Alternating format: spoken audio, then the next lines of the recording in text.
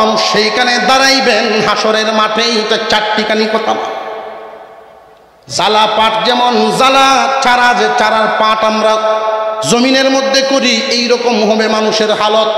2 পা জায়গা পাবে এক একজন মানুষের বন্টনে, এর বেশি জায়গা নেই। তামাম দুনিয়ার সব মানুষ একসাথে ওই দিন আমার আপনার পয়গম্বর কিছু মানুষকে পারমিশন দিবেন, নাও পানপাত্র হাতে নেও, আমার উম্মত মানুষদেরকে পানি পান করা। মুহাদ্দিসিনে কেরাম ব্যাখ্যায় বলেন কোন হাদিস? قال النبي صلى الله عليه وسلم يشفع يوم القيامة 3: الأنبياء ثم العلماء ثم الشهداء। 3 দল মানুষ কিয়ামতের দিন সুপারিশ করার অনুমতি পাবে। 1 নম্বরে নবীগণ, 2 নম্বরে আলেমগণ, 3 নম্বরে শহীদগণ।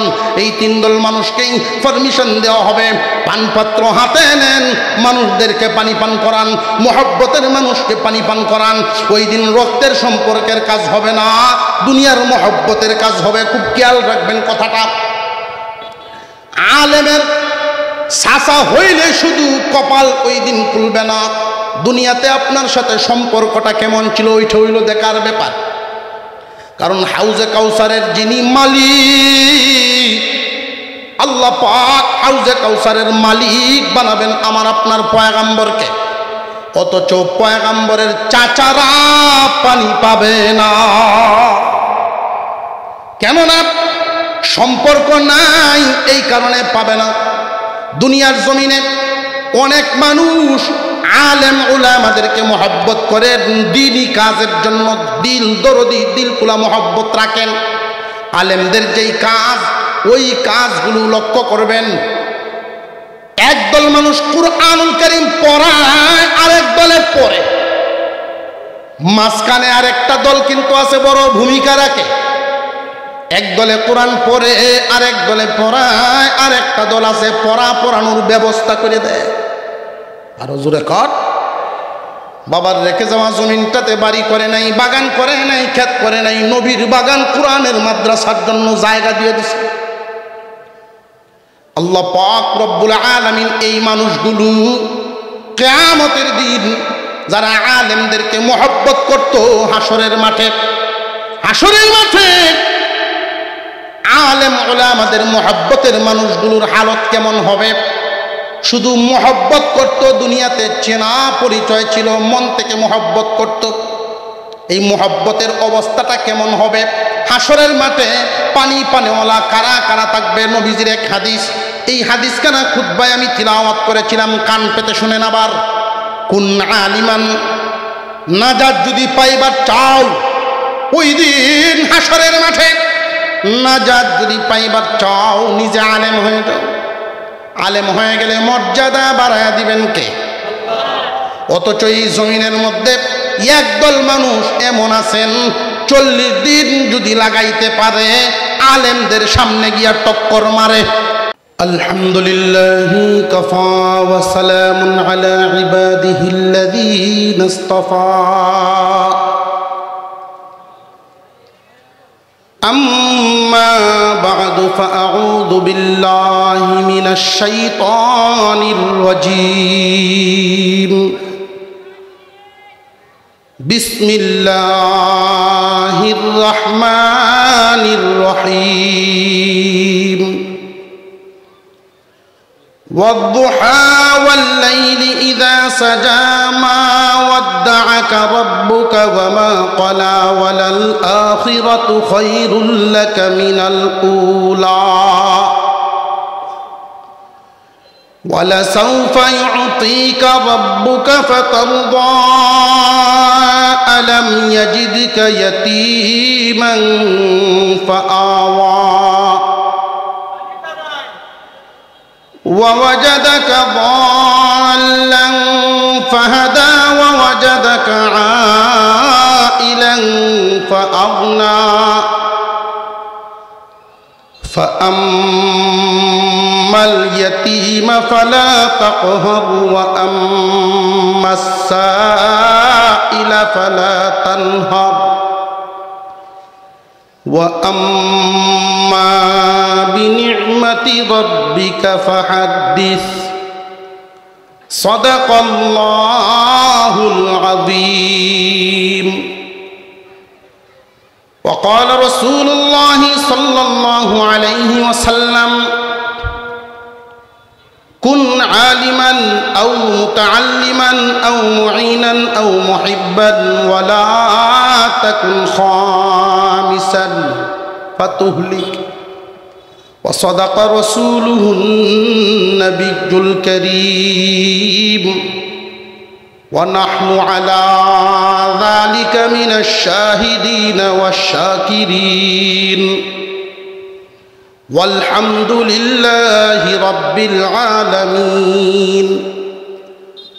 اللهم صل على محمد وعلى آل محمد كما صليت على إبراهيم وعلى آل إبراهيم إنك حميد مجيد. اللهم بارك على محمد وعلى آل محمد كما باركت على إبراهيم وعلى آل إبراهيم إنك حميد مجيد.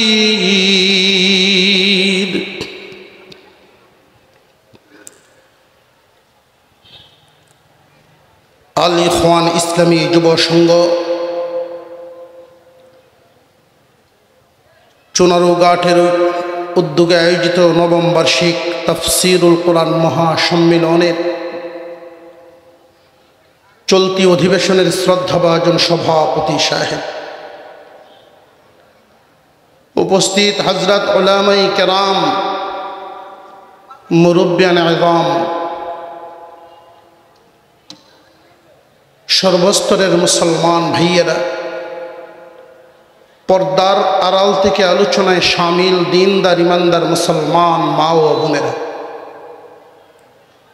আল্লাহ পাক রব্বুল আলামিনের দরবারে শুকরিয়া আদায় করি যে একদল বিপ্লবী যুব সমাজের উদ্যোগে আয়োজিত আজকের এই মাহফিল, এই কোরআনের মজলিস, জান্নাতের বাগান, এই মুবারক মজলিসে আল্লাহ তাআলা আমাদেরকে শামিল হওয়ার তৌফিক দিয়েছেন, বলি আলহামদুলিল্লাহ। আমরা যখন রাতের বেলায় আসমানের দিকে তাকাই তো জলমলে জ্বলনেওয়ালা তারকা দেখতে পাই, আলোকিত তারকা দেখতে পাই। অনুরূপভাবে আসমানের ফেরেশতারা যখন জমিনে তাকায় ওই সমস্ত কোরআনের মজলিসগুলো তারকার মতো দেখতে পায়। ফেরেশতারা জিজ্ঞাসা করেন, আল্লাহ জমিনে এগুলো কি? আল্লাহ বলেন, আমার আলোচনার মজলিস, কোরআন হাদিসের মজলিস। এখানে যারা শামিল হবে ওরা কি পাবে? ওইখানে যারা বসবে একে অপরকে ডেকে ডুকে বসাবে, এদেরকে মহব্বত করা, ভালোবাসা আমি আল্লাহর জন্য ওয়াজিব হয়ে যায়। আর জোরে করে সুবহানাল্লাহ। এবং এই মাহফিলে অংশগ্রহণের সাথে সাথে পিছনের সমস্ত সগীরা গুনাহ আল্লাহ মাফ করে দেন, বাকি রইল কবিরা গুনাহ। উলামায়ে কেরামের মজলিসে বসলে এর একটা আসর আছে না নেই? আলোচনা শুনলে এরও একটা আসর আছে। এবং আরেকটা বিষয় হলো, এই সমস্ত মজলিসে যে সমস্ত লোক শামিল হন প্রত্যেকেই কোনো না কোনো গুণের অধিকারী। এখানে এমন লোক আছেন যিনি হজ করেছেন, হজ্জে বাইতুল্লাহ, খানায়ে কাবা স্পর্শ করেছেন। এটা একটা নূর।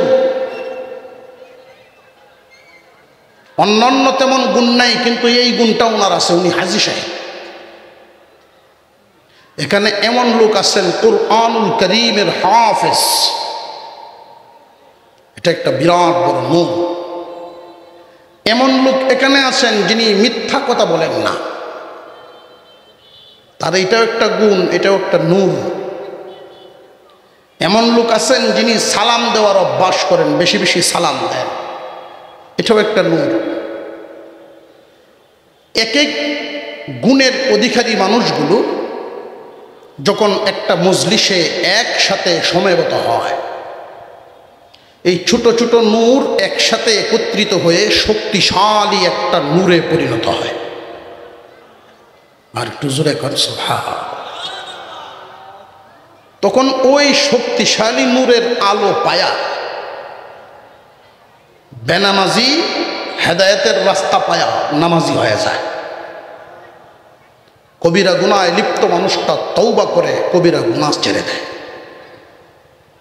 তো ওই সমস্ত মজলিসে শামিল হওয়ার সাথে সাথে সগীরা গুনাহ মাফ।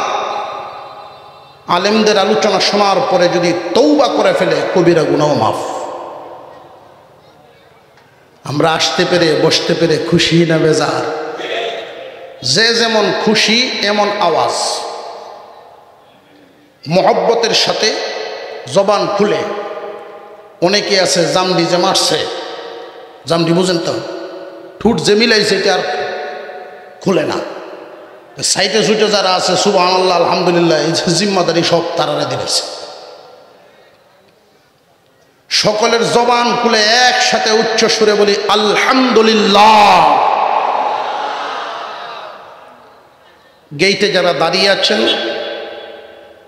আমি আহ্বান করব, আপনারা আসছেন মুবারক মজলিসে, আপনাদের একটু প্রচেষ্টায় মজলিস সুন্দর হবে। আপনারা ভিতরে ঢুকে বসে পড়ে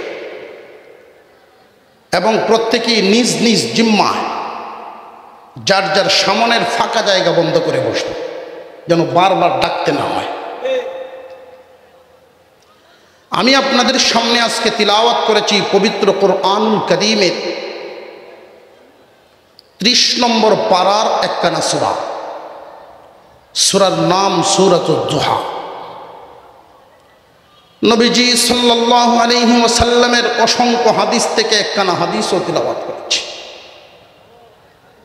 এই সূরা এবং হাদিসকে সামনে রেখেই পরবর্তী আলোচক আসার আগ পর্যন্ত আমি কিছু সময় আলোচনা করব ইনশাআল্লাহ। আমার জবান থেকে আল্লাহ তাআলা এমনই কথা বের করে দেন যেই কথাগুলোর দ্বারায় আমাদের সকলের ফায়দা হয়। বলুন আমিন। যেই সূরাখানা আপনাদের সামনে তিলাওয়াত করেছি, সূরার নাম সূরাতুদ দুহা, নাজিল হয়েছে মক্কা নগরীতে। কুরআনুল কারীমের 114 খানা সূরা। হে যুবক ভাইয়েরা, আমাদের যে গ্রন্থ কুরআনুল কারীম আল্লাহর কালাম, এই কালামের সূরা সংখ্যা কতটা প্রত্যেকের জবানে উচ্চারণ করে মুখস্থ রাখেন। কয়টা সূরা?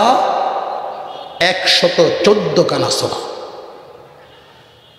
এর মধ্যে যারা কুরআনুল কারীম পড়তে জানেন তারা অবশ্যই দেখেছেন কিছু সূরার শুরুতে লেখা আছে মক্কি, কিছু সূরার শুরুতে লেখা আছে মাদানী।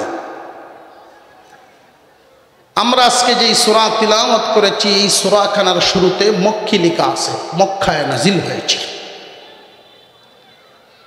নাজিল হওয়ার সময়কাল ইসলামের প্রাথমিক যুগ। আর ইসলামের প্রাথমিক যুগটা শুনলেই একজন সচেতন মুসলমান এই কথার বুঝার বাকি থাকে না মুসলমানদের তখনকার হালত কি ছিল। গরিব গুরাবা, বেশিরভাগ দুর্বল মানুষ ইমানের বলে বলিয়ান হইয়া মনের সাহস নিয়ে ইমান গ্রহণ করেছেন, ইমানের উপরে অটল রয়েছে। শত নির্যাতনের পরেও তাদেরকে সেই ঈমান থেকে, ইসলাম থেকে বিচ্যুত করতে পারেনি। এমনই একটা সময় এই সূরা কানা নাজিল হয়, এমন কোনো দিক নাই যেই দিকে মুসলমানদের বাধা দেয় নাই, সমস্ত দিকে ইসলামকে আটকানোর বাধা দেয়। তো আল্লাহ পাক রব্বুল আলামিন তারা যত বাধা মজবুত দেয়, মহান আল্লাহ ইসলামের গতি তত বাড়াইয়া দেন। প্রতি বছর একটা বাণিজ্য মেলা হতো মক্কায়, বিভিন্ন শহরের বিভিন্ন দেশের মানুষ বেচা কেনার জন্য জমা হইত। আবু জাহেল, আবু লাহাব দারুন নদুয়ায় বৈশা চিন্তায় পড়ে গেল যে এই কালিমার দাওয়াত আমাদের মক্কা নগরীতে আছে, বাহিরে তো নাই। আমাদের একটা সুনাম সুখ্যাতি আছে বিভিন্ন শহরে, বিভিন্ন বাজারে। যদি বিভিন্ন দেশের মানুষ এসে দেখে যে আমাদের দেশে আরেকজন নবীর আবির্ভাব, আমাদের বিরুদ্ধে দাঁড়িয়েছে, আমাদের মান ইজ্জত থাকবে না। যে করেই হোক অন্তত বহির্বিশ্বের মানুষদেরকে মুহাম্মাদের কাছ থেকে ফিরাইয়া রাখতে হবে। কেমনে? এই কথাটা প্রসঙ্গত এসে গেছে, এই জন্য বলে দিচ্ছি। আজকের মাহফিল যুব সংঘের উদ্যোগে, যুগে যুগে এই যুবকদেরকে যারাই ব্যবহার করতে পারে তারাই সফলতার সিঁড়িতে যাইতে পারে। বিধর্মীরা যখন যুবকদেরকে ব্যবহার করেছে, ইসলামের ক্ষতি, ইসলামের মারাত্মক ক্ষতি সাধনের চিন্তা ভাবনা করেছে যুবকদের মাধ্যমে। কারণ যুব সমাজ জাতির মেরুদণ্ড, যুব সমাজ জাতির মেরুদণ্ড। আজকের এই যুব সমাজের উদ্যোগে বিশাল আয়োজন, আল ইখওয়ান ইসলামী যুব সংঘ। চুনারুঘাটের মধ্যে যত ইসলামী সংগঠন, ঐক্যবদ্ধ সংগঠন, এর মধ্যে মজবুত ভূমিকা নিয়ে এই যুবকরা সামনের দিকে অগ্রসর হচ্ছে। আমরা এদের প্রত্যেকের জন্য মন থেকে দোয়া করতে রাজি আছি কিনা? আল্লাহ তাআলা এই সংগঠনকে কবুল করেন, দ্বীনের জন্য আরো মজবুত করে দেন, বলুন আমিন। আবু জাহেল, আবু লাহাব মক্কার যুবকদেরকে ডাকছে, রে মক্কার যুবকরা, জায়গায় জায়গায় মুড়ে মুড়ে তোমরা দাঁড়ায় যাও, বহির্বিশ্বের কোনো মানুষ যেন মুহাম্মাদের কাছে না যায়। এই চুনারুঘাট শহরে ঢোকার জন্য রাস্তা কি একটা না অনেকগুলো? প্রত্যেকটা মুড়ে মুড়েই মক্কা নগরীতে ডুববার যত রাস্তা, মুড়ে মুড়ে যুবকরা দাঁড়িয়েছে। রে বহির্বিশ্বের মানুষ, আমাদের কর্তৃপক্ষের ঘোষণা শুনে রাখো, মক্কায় ঢুকবেন, প্রবেশ করবেন, বাণিজ্য মেলায় অংশগ্রহণ করেন, অসুবিধার কারণ নেই। যা ইচ্ছা বেচা কেনা করেন, যা ইচ্ছা খাইতে পারেন, গ্রহণ করতে পারেন, সমস্যা নাই। তবে একটা বাধা, আমাদের এই মক্কা নগরীতে আব্দুল্লাহর ছেলে মুহাম্মদ নামক একজন পাগল আছে। নাউযুবিল্লাহ। আব্দুল্লাহর ছেলে মুহাম্মদ নবী দাবি করে, লোকটা পাগল, তার দ্বারে কাছেও ভুলেও কেউ যাবেন না। প্রচার করা শুরু করলো, বাধা দেওয়া শুরু করলো, ঘোষণা দিয়ে।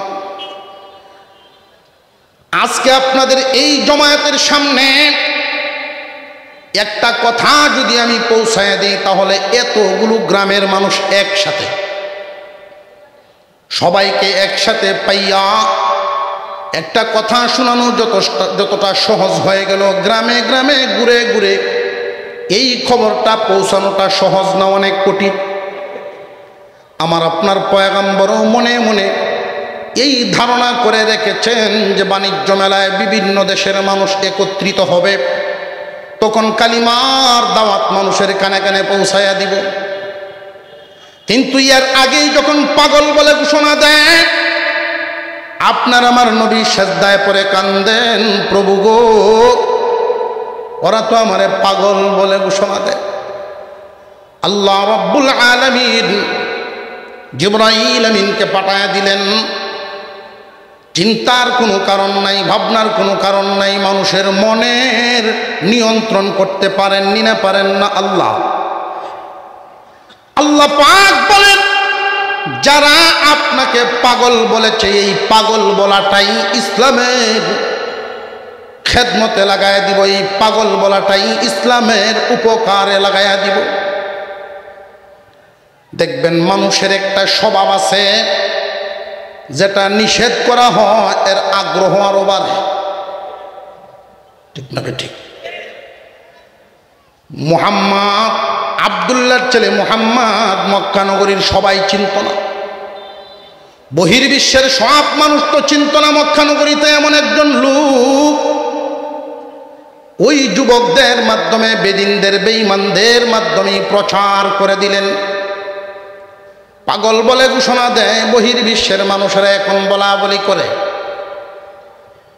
পাগল যদিও হয় রে ছোট পাগল না, পাগল বড় হইব। কেমনে বুঝলা? বড় পাগল যদি না হইতো এইভাবে তো নেতারা নাইমে ঘোষণা দিল না। লও দেখাই, যেহেতু বড় পাগল একা যাওয়া যাবে না, লও আমরা একসাথে দল বেঁধে যাই। আল্লাহ রাব্বুল আলামিন এই পাগল বলাটাকে ইসলামের খেদমতে লাগাইয়া দিলেন। দলে দলে মানুষ রসুলের সামনে যায়।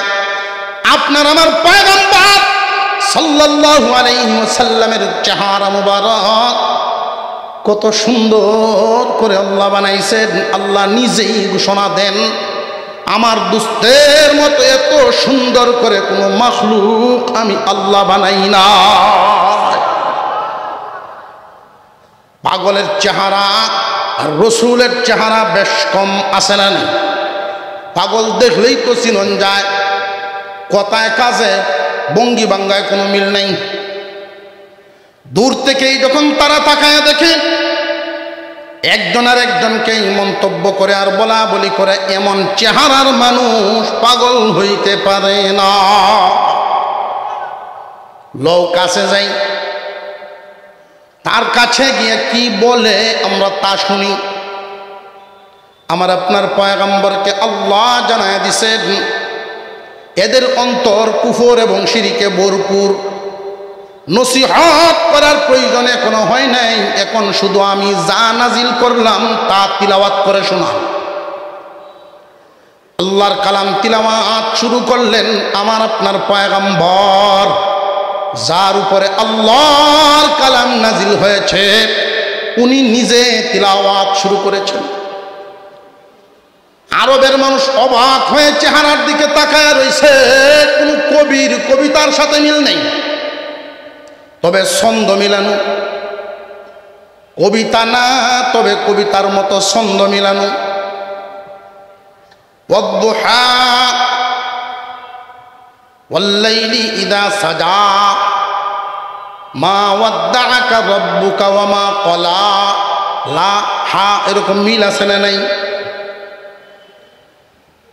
এমনি একজনের একজনরে কয়, এমন চেহারার মানুষ, এই রকম জ্ঞানী কথা বলনেওয়ালা, জ্ঞান বিজ্ঞান বলনেওয়ালা মানুষ পাগল হইতে পারে না। ল আমরা ইসলাম গ্রহণ করে ফেলি। দলে দলে মানুষ কালিমা পরে মুসলমান হওয়া শুরু হয়ে গেল। তারার মাথা কি ঠান্ডা না গরম? পরের দিন আবার মিটিং করলাম, কি আর হইল কি? করলাম কি হইল? গর্ত যেটা করছিলাম আমরা নিজেরাই তো এটা করলাম। এমন কোন রাস্তা নাই ইসলামকে থামানোর চেষ্টা করে নাই, কিন্তু তারা চেষ্টায় কি সফল না ব্যর্থ? আরো জোরে কর। এখন তাদের ভিতরে নজর ইবনে হারেস নামক একটা কাফের, এই নজর ইবনে হারেস দাঁড়ায় বলে, আমাদের বুদ্ধির দ্বারায় আমাদের বুদ্ধির দ্বারায় মুহাম্মদকে আটকানো সম্ভব হবে না। কি করা মতামত দেও? তৌরাত ইনজিলের আলেমদের বুদ্ধি আনেন, তৌরাত ইনজিলের আলেমদের পরামর্শ গ্রহণ করলে মুহাম্মদকে থামানো যাইতে পারে। তখনকার জামানায় তৌরাত এবং ইনজিলের আলেম যদি পাইতে হয় মদিনায় যাইতে হয়। মক্কাবাসীর পক্ষ থেকে দুইজনকে পাঠায়া দেওয়া হলো, পরিস্থিতি বলো, তাদের পরামর্শ গিয়া নিয়ে আসো। এই যে দুইজন মানুষ তারা মদিনায় গিয়া পৌঁছিয়াই বলা শুরু করলো, মদিনাবাসী বিশেষ করে মদিনার আলেমগণ, আমাদের মক্কা নগরীর অবস্থা তেমন ভালো না। আমাদের বাপ দাদার পুরনো ধর্ম, বাপ দাদার রেখে যাওয়া পুরনো ধর্মের বিরুদ্ধে নতুন এক ধর্ম চালু করতে চায়, নিজেকে নবী দাবি করে, অথচ জীবনে কোনোদিন মাদ্রাসায় পড়ে নাই, স্কুলেও পড়ে, মাদ্রাসায় পড়ে নাই, শিক্ষকের কাছেও পড়াশোনা করে নাই, নিরক্ষর মানুষ নবী দাবি করে। আব্দুল্লাহর ছেলে মোহাম্মদ নামক সেই ব্যক্তি নবী যে দাবি করে, আমরা তো মক্কার মানুষ বড় বিভ্রান্তির মধ্যে পড়ে গেলাম। খুব সাংঘাতিক সমস্যার সম্মুখীন আমরা। শেষ পর্যন্ত আপনাদের শরণাপন্ন হলাম, পরামর্শ দিন, আমরা কি তাকে নবী মানব নাকি তারে বাধা দিব? বাধা দিলে কেমনে দিব আপনারা আমরা শিখাইয়া দেন। মাদ্রাসায় পড়ে নাই, শিক্ষকের কাছেও পড়ে নাই, নিরক্ষর মানুষ নবী দাবি করে, এমন একজন মানুষকে আমরা নবী মানব কিনা? তৌরাত ইনজিলের আলেমগণ পরামর্শ করে পরের দিন এদেরকে ডাকলেন, শুনো, তোমরাই বলেছ মাদ্রাসায় পড়ে নাই, শিক্ষকের কাছেও পড়ে নাই, নিরক্ষর মানুষ মুহাম্মদ। তিনটা প্রশ্ন তোমাদেরকে শিখাইয়া দিলাম, যাও এই তিন প্রশ্ন লইয়া মক্কায় যাও, মুহাম্মদকে তিনটা প্রশ্ন গিয়া করবা। যদি তিন প্রশ্নের উত্তর দিতে পারে না, বুঝবা উনি নবী না। যা ইচ্ছা তোমরা তার বিরুদ্ধে করতে পারো, কোনো আপত্তি নেই, কিন্তু সাবধান, মনে রাখবা, নিরক্ষর, তোমরাই বলেছ কারোর কাছে শিক্ষা হাসিল করে নাই, তোমাদের সামনেই বড় হয়েছে, মক্কা নগরীর সবাই তারে ছিল। এমন একজন মানুষ যদি এই কঠিন তিনটা প্রশ্নের উত্তর দিয়া দেয়, তাহলে মনে করবা মুহাম্মদ সাধারণ মানুষ নয়, তার কাছে আল্লাহর পক্ষ থেকে ওহী নাজিল হয়। আরো জোরে কোন সুবহানাল্লাহ। প্রশ্ন তিনটা নিয়ে তারা আসছে। আবু জাহেল প্রথমে সাক্ষাৎ, আইসোস কিছু বুদ্ধি যে আনছি তিন প্রশ্ন। দুনিয়ার জমিনে যত প্রশ্ন আছে দুই ভাগে বিভক্ত। এক ধরনের প্রশ্ন হলো জানার জন্য করা হয়,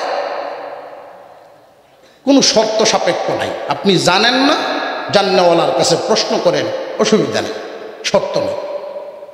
কিন্তু আরেক ধরনের প্রশ্ন আছে আটকাইবার প্রশ্ন। অনেক সময় দেখবেন বন্ডারা আলেম ওলামা দেখলেই ভিতরে হুঁসায়, হিতা হিতা জিগায়, কোন সূরাত নয় মিম, কোন সূরাত নাই মিম, এই দৌলত লয়ে ঘুরে, এটা তার বড় এলেম।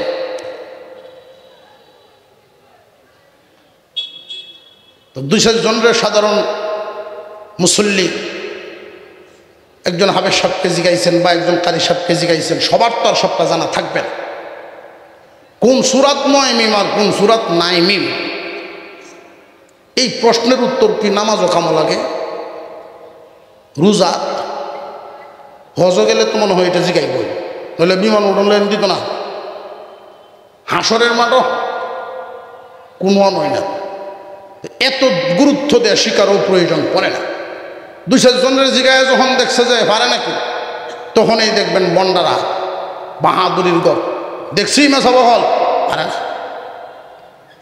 আমার একদিন এক লোকে জিগায়, হুজুর, হযরত বেলাল রাদিয়াল্লাহু আনহু নানির নাম কি আছে? আচ্ছা কন। তখন আমি তাড়াতাড়ি বুদ্ধি করে কইলাম, যাই শুনো, এই ঠিকানাতে তুমি কি করতা? টেহা পয়সা পাইবা? কয় না, টেহা পয়সা পাইতাম। তাহলে একটা নাম ঠিকানা পুজো করে লাগি, ওজুর ফরজ ঠিক মতো ফারো, এদিকেও শুনি কতটুক ফারো। কয় না, এটা আরেকদিন হইব, যাই গিয়া।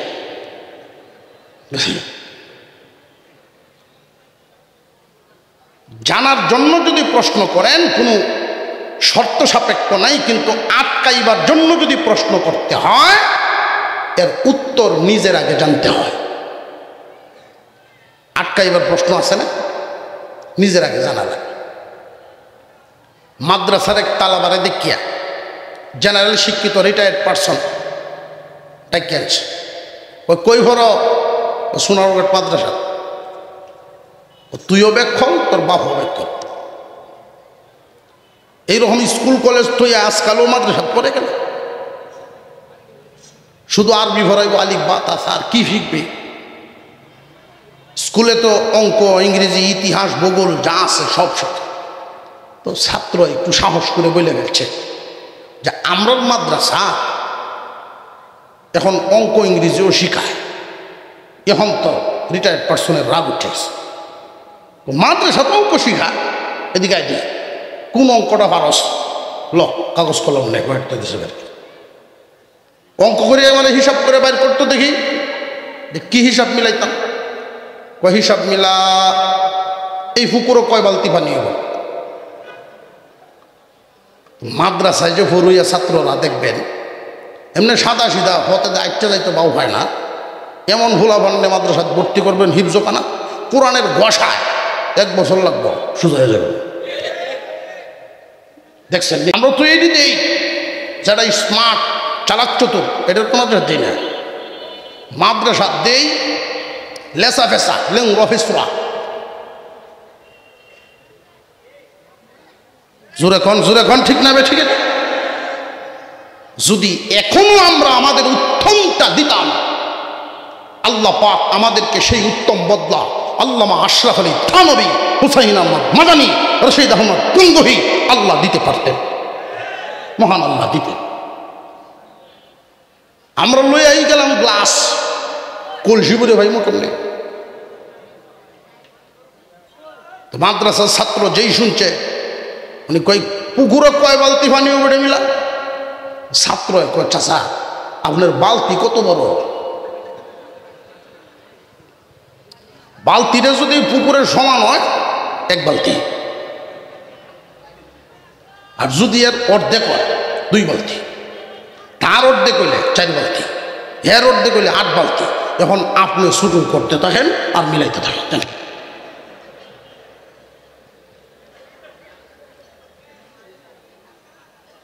মদিনার আলেমগণ প্রশ্ন শিখায় দিছে, উত্তর শিখায় নাই। হুজুরে আকরাম সাল্লাল্লাহু আলাইহি ওয়াসাল্লামের প্রতিদিনের অভ্যাস, আমার আপনার পয়গম্বর খানায় কাবা দেখতে খুব ভালোবাসতেন, কাবা ঘরের দিকে তাকায় থাকতেন। কারণ ওই কালো গিলাপওয়ালা ঘর, এটা কার ঘর? জবান খুলে আওয়াজ দিয়ে অলসতা ভেঙ্গে বলেন কার ঘর? এই জন্য নবীজি বলেছেন আল্লাহর ঘরের দিকে যদি কেউ একবার তাকায়, কাবা ঘরের দিকে কেউ যদি একবার তাকান, মহান আল্লাহ তার উপরে 20 বার রহমত নাজিল করেন। নবীজি যদি বিশ্রামের জন্য কোথাও বসতেন তাহলে বসাটা এমন ভাবেই বসতেন যেন কাবা ঘর দেখা যায়। আমার আপনার পয়গম্বরের মহব্বতের ঘরখানায় কাবা, ঘুম থেকে উঠেই সবার আগে কাবা ঘরে যাইতেন, এরপরে অন্যান্য কাজ। প্রতিদিনের নেই ভোর বেলায় খানায় কাবায় যখন আমার আপনার পয়গম্বর হাজির, মক্কার নেতৃস্থানীয় লোকেরা গিয়া প্রশ্নগুলো করার জন্য হাজির। ও মুহাম্মদ, তুমি আমাদের কারোর বাতিজা, কারোর ভাই, ব্যক্তিগত কোনো শত্রুতা নাই, ধর্মীয় একটা মতবাদ, তুমি নিজেকে নবী দাবি করো, আমরা তোমাকে নবী মানি না। তবে আজকে আসলাম শেষমেশ একটা পরীক্ষা করার জন্য, তিনটা প্রশ্ন তোমাকে করব গো মুহাম্মদ, যদি 3 প্রশ্নের উত্তর দিতে পারো তাহলে এই মক্কায় কালিমার দাওয়াত চলবে, আর কোনো বাধা নাই। যদি 3 প্রশ্নের উত্তর দিতে পারো না তাহলে কালিমার দাওয়াত চলবে না। হুজুর সাল্লাল্লাহু আলাইহি ওয়াসাল্লাম বলেন, মক্কায় কালিমার দাওয়াত চলবে কিনা চলবে না এই অনুমতি তো আপনাদের কাছ থেকে আমি নেই নেই। প্রশ্ন কি করবেন সেটা করেন, যে তুমি কি সত্য নবী নাকি মিথ্যা নবী এটা জানার জন্য 3টা প্রশ্ন করব। 3 প্রশ্নের উত্তর যদি দিতে পারো তুমি সত্য নবী প্রমাণিত হবে, আর যদি দিতে পারো না তুমি সত্য নবী না। আল্লাহর পয়গম্বর বলেন, আল্লাহ পাক আমাকে নবুয়তি দিয়েছেন, সত্য না মিথ্যা এটা আল্লাহ আমাকে দিয়েছেন, আপনাদের কাছ থেকে তো সার্টিফিকেট নেই। আপনারা প্রশ্ন কি করবেন করেন। 1 নাম্বার 2 নাম্বার 3 নাম্বার করে প্রশ্ন করা শুরু করলো।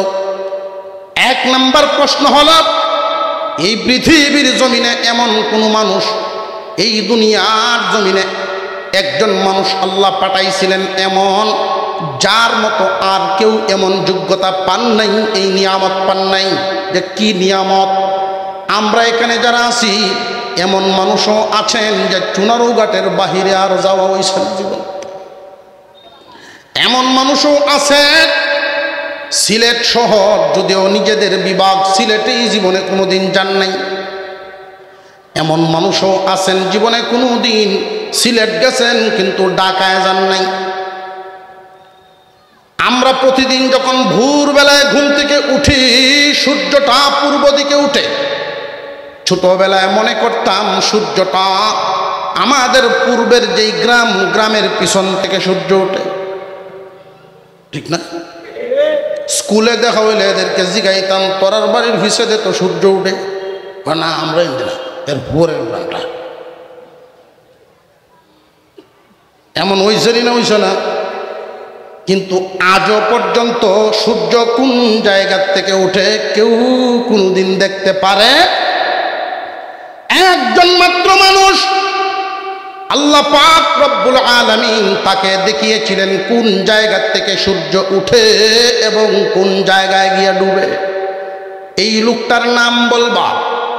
2 নাম্বার, কতক যুবক নিজের বাপ দাদার বাড়ি ভিটা ছেড়ে দিয়া পাহাড়ের গুহায় ঘুমন্ত অবস্থায় সময় কাটায় বহুদিন। এই যুবকগণ কত বছর একটানা সেই গুহার ভিতরে ছিল। 2 নাম্বার গেল। 3 নাম্বার, আমার আপনার ভিতরে যেই রুহুটা, যেই বাতাসের মাধ্যমে আমরা চলাফেরা করি, কোন দিক দিয়ে রুহু আসা যাওয়া করে এই পর্যন্ত কোনো দার্শনিক বের করতে পারে নাই। মুহাম্মদ তুমি রুহের ব্যাখ্যা দিবা। 3টা প্রশ্ন তারা করলো। আমার আপনার পয়গম্বর তাদেরকে বললেন, শোনো, আমি আমার পক্ষ থেকে কিছুই বলি না, তোমরা এটা জানো। কবির ভাষায় এই কথাটাকে কিতাবের মধ্যে এইভাবেই উল্লেখ করা হয়, মুহাম্মদ হরগিজ না গুফতা। নবুয়তি পাওয়ার পরে মুহাম্মাদের পক্ষ থেকে কিছুই বলতেন না যতক্ষণ না জিবরাইল বলে দিতেন। জিবরাইল কিছুই বলতেন না যতক্ষণ না আল্লাহ বলে দিতেন।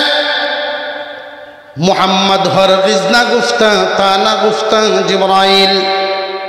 মুহাম্মদ হরগিজ না গুফতা তা না গুফতা জিবরাইল। জিবরাইল হরগিজ না গুফতা তা না গুফতা রব্বুল জলিল। জিবরাইল আসার আগ পর্যন্ত তো আমি কিছুই বলবো না। আল্লাহ পাক জিবরাইলকে জানাবেন, জিবরাইল আমাকে জানায় দিবেন, আমি আপনাদেরকে জানাবো। তারা প্রশ্ন করলো, জিবরাইল তোমার কাছে আসতে সময় লাগবে কতক্ষণ? আমার আপনার পয়গম্বরের কাছে জিবরাইল আমিন আসতে, সিদরাতুল মুনতাহা থেকে জিবরাইল জমিনে আসতে সময় কতক্ষণ লাগবে? বিভিন্ন মাহফিলে অবশ্যই আপনারা এই বয়ান শুনেছেন। জিবরাইল আমিনকে আল্লাহ পাক 600 নূরের পাকা দ্বারা বানিয়েছেন, 600 জানাহ। নূরের পাখা দ্বারা আল্লাহ পাক রব্বুল আলামিন জিবরাইল আমিনকে বানিয়েছেন। মাত্র 2টা পাখা এইভাবে ছড়ায়া যদি একটা টান দেন, সিদরাতুল মুনতাহা থেকে জমিনে আইসা পড়ে। কতক্ষণ লাগবে নবীজির কাছে আসতে? তো 1-2 মিনিট 3 মিনিট, 1 ঘন্টা সময় নিলেই তো যথেষ্ট। কিন্তু নবীজি 1 ঘন্টা নেন নাই এদের কাছ থেকে। আমার আপনার পয়গম্বর সময় নিয়েছেন 24 ঘন্টা। কয় ঘন্টা? আরো জোরে। 24 ঘন্টা সময় নিলেন যে 24 ঘন্টা পরে আমি উত্তর দিব। তারা চলে গেল 24 ঘন্টা পরে উত্তর পাওয়ার অপেক্ষায়।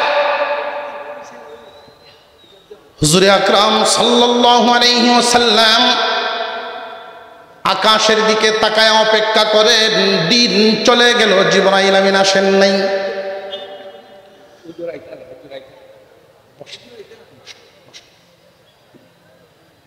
রাত গভীর হয়ে গেছে, জিবরাইল আমিন আসেন নাই। রাত শেষও হয়ে গেল, জিবরাইল আমিন আসেন নাই। 24 ঘন্টা পার হয়ে গেছে। পরের দিন একই সময়ে তারা হাজির। আল্লাহর পয়গম্বর জানায় দিলেন, শোনো, আমার কাছে জিবরাইল আসেন নাই, অপেক্ষা করো, জিবরাইল যখন আসবেন তখন তোমাদেরকে আমি জানায় দিব। তারা মানে নাই, ধৈর্য ধারণ করে নাই, মিছিল দেওয়া শুরু করলো, মিথ্যা নবী কন্যা উযবিল্লাহ।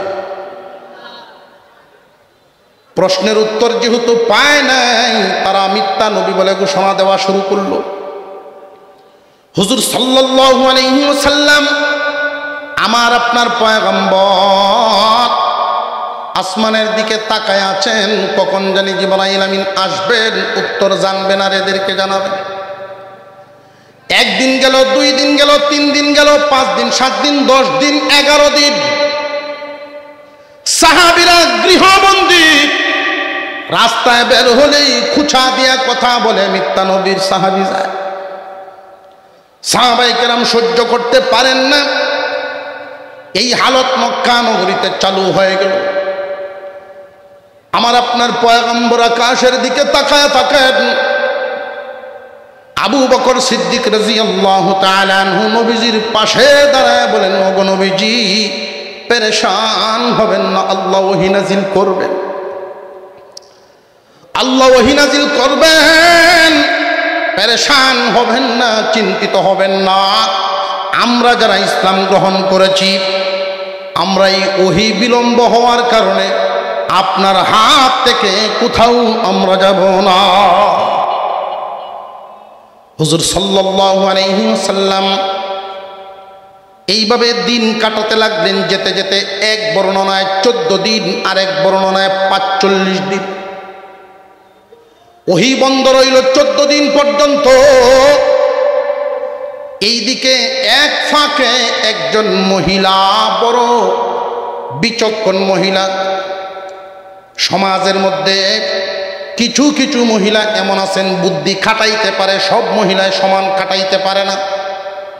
সৃষ্টিগতভাবে পুরুষের অর্ধেক মেধা বুদ্ধি মহিলাদের, তো সবার বুদ্ধি সমান খাটানোর যোগ্যতা থাকে না। অনেক মহিলা এমন আছেন বুদ্ধি খাটাইতে পারে পুরুষের চেয়ে বেশি। ঠিক কিছু মানুষে কইছে, বাড়াই না যে। যার যার বাড়ি ঘরের হালত তো প্রত্যেকের নিজেদের জানা। এক মহিলা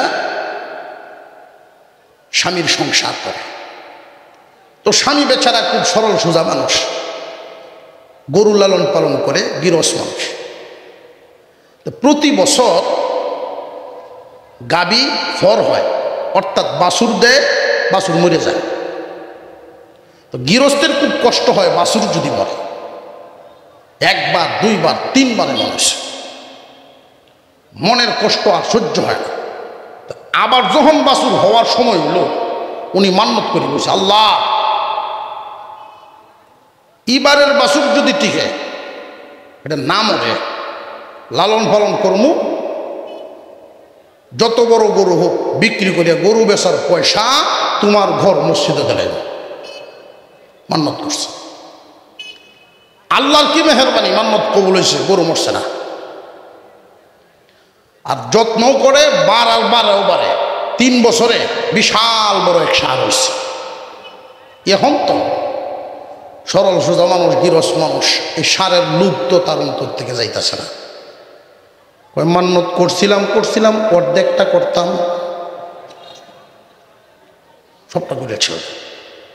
গরুরে খাওয়ায় আর হ্যাঁ তোরে এত যত্ন করি আমি ভাইলাম না। বিবি সব বিষয়টা দেখতেছে, ও কি ব্যাপার, আপনি গুনগুন করেন, কি হয়েছে? তোমার কাছে তো বলি নাই, আমি তো গরু বেচার পয়সা মসজিদে দেলাই মান্নত করছিলাম, সেই মান্নত করেই তো মরানো ফিরাইছি, এখন আর মরে নাই, আল্লাহ রাখছে। এখন আমার ভিতরে তো লোভ জাগতেছে যে মানছিলাম অর্ধেক মানতাম, তো আমি কিছু পাইলাম। ও এই চিন্তা, এতই যদি আপনার হওয়ার ইচ্ছা থাকে, বুদ্ধি আমি দি মনে নিশ্চিন্ত থাকেন। এখন শুধু চিন্তা করে কি বুদ্ধি দিয়ে আটকাইব, তবে সে যে কিছু একটা পারবো এই বিশ্বাস তার আছে, কারণ সে কি চিজ এটা তো বেটা জানে, যারা লইয়া সংসার করতেছে। যেই দিন গরু বেচার সময় হইল, তুমি না কি বুদ্ধি দিবা বলছিলে? হ্যাঁ বাউ করে তুছি। কি? যে এই ব্যাগের ভিতরে একটা বিড়ালের বাচ্চা ভরে দিছে, বিড়াল। ওইটা দিয়ে কি করতাম? বাজারে নিয়ে ব্যাপারীরা যখন গরু কিনতে আসবে, তুমি আগেই বলবা গরুর দুস্থ আছে, গরু একলা বিক্রি হইতো না, দুস্থ সহ নিতে, দাম ভিন্ন ভিন্ন। দুস্থের দাম ৪৫,০০০, গরুর দাম ৫,০০০, দুইটা মিললিয়া ৫০। তো ঢাকার ব্যাপারীরা যেই এই হালত শুনছেন, শুনে বলে নাই মেয়ে বিড়ালের দাম ধরতে পারো ৫,০০০, কয় না আমি যেমনি কইছি আপনি বুঝে হইলে নেন, নইলে যান। ব্যাপারে চিন্তা করলো আমার গরু তুলো নইল কোথার টাকের উঠে, বিড়ালের বাচ্চা হলো একদিন উঠে, দুইটা মিললে ৫০ দিয়ে নিল, উনি বিক্রি করে বাড়ি তাইলেন। বিবি সবজি গাইছেন, বিড়ালের বাচ্চা কত বিক্রি করছ? ৪৫, কয়টা পকেটে তো, আর গরু ৫,০০০, কয়টা মসজিদে দিল। কেমন বুদ্ধি দিল? সব মহিলার বুদ্ধি সমান কাটাইতে উম্মে জামিল, নবীজির আপন চাচি, আবু লাহাবের স্ত্রী, যার ব্যাপারে কুরআনুল কারীমে সূরা লাহাবে আবু লাহাবের কথা আসছে, ইমরাতুহু তার ওয়াইফের কথা আসছে, উম্মে জামিল। মানুষের বাড়ি বাড়ি যায়, মানুষের ঘরে ঘরে গিয়া গিয়া বলে তোমরা কারা গো শুনছনি আমার সাথের ঘর আমার ভাতিজা মুহাম্মদ, তার কাছে প্রতিদিন আসমান থেকে একটা শয়তান আইতো, নাউযুবিল্লাহ, তার কাছে আর এখন আসে না। কেন জানো নি? মুহাম্মদকে তো আল্লাহ ভুলে গেছেন, তার প্রতি নারাজ হয়ে গেছে। এই কথাটা মানুষের কাছে কাছে যখন বলা বলি শুরু করলো, আমরা যারা এখানে শুনতেছি যে এই উম্মে জামিলের এই কথা, মুহাম্মদকে আল্লাহ ভুলে গেছে, তার প্রতি নারাজ হয়ে গেছে, এই কথা বলছে। যেই মাত্র আমার আপনার পয়গম্বরের কানে এই কথা কানা পৌঁছছে, আল্লাহর পয়গম্বর সিজদায় পড়ে যান, প্রভু গো সত্যি কি আপনি আমারে ভুলে গেছেন? আমার আপনার কাছে, আমরা এখানে যারা আছি, কথাটার ওয়েট ওজন তেমন মনে হচ্ছে না। কেন মনে হচ্ছে না? খুব ভালো করে বুঝবেন। পত্রিকায় দেখলাম একটা শিশু ৫ তলা বিল্ডিং থেকে পড়ে মারা গেছে। মানুষ হিসেবে আফসোস লাগতেই পারে, ঠিক না বেটি? চায়ের দোকানে চা খাইতেছেন, সংবাদ প্রচার হইতেছে, একজন মানুষ আর একজন মানুষকে দিন দুপুরে মানুষের সামনে হত্যা করে ফেলছে। উনি কি চা খাওয়া এই দৃশ্য দেখে বন্ধ করব, না শুধুমাত্র মানুষ হিসেবে একটু আফসোস করব, আহা এতটুকুই তো, এর বেশি? কিন্তু কেউ যদি তার পিছনে কানে কানে ঈশা বলে, চাচা যান, আপনার নাতি আপনার সাথে যে আসছিল পিছনের পুকুরে পড়ে গেছে,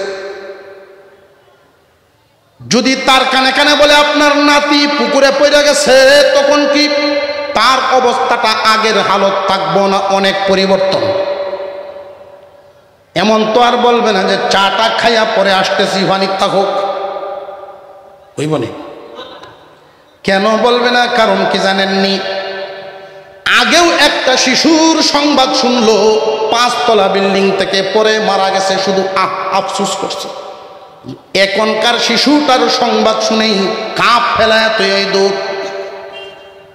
কারণ কি? কারণ মোহাব্বতের বেশ কম, মোহাব্বতের বেশ কম। আমার আপনার পয়গম্বরের অন্তরে আল্লাহর মোহাব্বত আর আমাদের অন্তরে আল্লাহর মোহাব্বত, ওই বেশ কমটা যেটা উদাহরণ দিলাম, এমন বেশ কম। এই কারণেই বিশ্বনবী দুনিয়ার সব হারাইতে পারেন, মানবেন, সহ্য করতে পারবেন, কিন্তু আল্লাহ নারাজ হয়ে যাবে এটা সহ্য করতে পারবেন না। হুজুর আকরাম সাল্লাল্লাহু আলাইহি ওয়াসাল্লাম সেজদায় পড়ে কান্দেন, এমন লম্বা সেজদা দিয়েছেন মুফাসসিরিনে কেরাম বলেন, আমার আপনার পয়গম্বরের নূরানী চেহারা মুবারক রক্ত জমাট বেঁধে গেছে, এত লম্বা সেজদা। আল্লাহ পাক রব্বুল আলামিন বলেন, জিবরাইল যাও আমার দোস্তকে ওহী দিয়ে আসো, সেজদার থেকে মাথা উঠানোর জন্য বলো। ওহী নাজিল করলেন, জিবরাইল আমিন ওহী নিয়ে আসলেন, ওগো নবীজি মাথা উঠান, আল্লাহ রব্বুল আলামিন ওহী নাজিল করছেন। আপনারা জিমায় গেছেন, সুবহানাল্লাহ, লস না লাভ? 14 দিন পরে আমার আপনার পয়গম্বরের কাছে ওহী আসলো, সকলেই বলেন আলহামদুলিল্লাহ, জবান খুলে বলেন আল্লাহু আকবার, আলহামদুলিল্লাহ। আল ইখওয়ান সংগঠন, তাদের উদ্যোগে আজকের এই মাহফিল আল্লাহ কবুল করেন, জবান খুলে বলেন আমিন। অনেক ভাইয়েরা দাঁড়িয়ে আছে, তারা যদি বসতেন তাহলে আরো সুন্দর দেখা যেত। আল্লাহ পাক কবুল করেন, বলুন আমিন। হুজুর সাল্লাল্লাহু আলাইহি ওয়াসাল্লাম জিবরাইল আমিনকে জিজ্ঞাসা করেন, 14 দিন বিলম্ব হয়ে গেল, এতদিন তুমি কেন আসো নাই রে ভাই জিবরাইল? ওগো পয়গম্বর, আমি জিবরাইল পাগল পারা থাকি, দুনিয়াতে কখন আসবো আর নূরানি চেহারা দেখব? আরো জোরে কোন সুবহানাল্লাহ। আপনার কাছে আসার জন্য আমি জিবরাইল পাগল পারা অপেক্ষায় থাকি, কিন্তু আল্লাহর অনুমতি ছাড়া কদম বাড়ানোর ক্ষমতা নাই। আল্লাহ কেন অনুমতি দেন নাই? তিনি কি মক্কা নগরীর হালত দেখেন না? অনুমতি 14 দিন পর্যন্ত উনি কেন দেন নাই? আল্লাহ পাক তোমাকে আসার অনুমতি কেন দেন নাই? জিবরাইল আমিন বলেন, কেন দেন নাই? কুরআনুল কারীমের এক আয়াত শুনেন, ওয়ালা তাকুলান্না লিশাইইন ইন্নী ফাইলুন যালিকা গাদা ইল্লা আন ইয়াশা আল্লাহ। ও দোস্ত আমার, আগামীকালের কোনো বিষয়ে যদি কারোর সাথে কোনো কথা দেন, ইনশাআল্লাহ ব্যতীত বলবেন না, ইনশাআল্লাহ ব্যতীত বলবেন না। ভবিষ্যতের ওয়াদা ইনশাআল্লাহ ব্যতীত করা নিষেধ করে দিলেন, আল্লাহ ইনশাআল্লাহ শিখাইয়া দিলেন। এইখানে একটা প্রশ্ন জাগতে পারে, আল্লাহ পাক যদি ইনশাআল্লাহ শিখাইবেন, 14 দিন কেন অপেক্ষা করালেন? ইচ্ছা করলে তো 3 দিন 2 দিনের মধ্যেই নাজিলও করতে পারতেন, ইনশাআল্লাহও শিখাইতে পারতেন।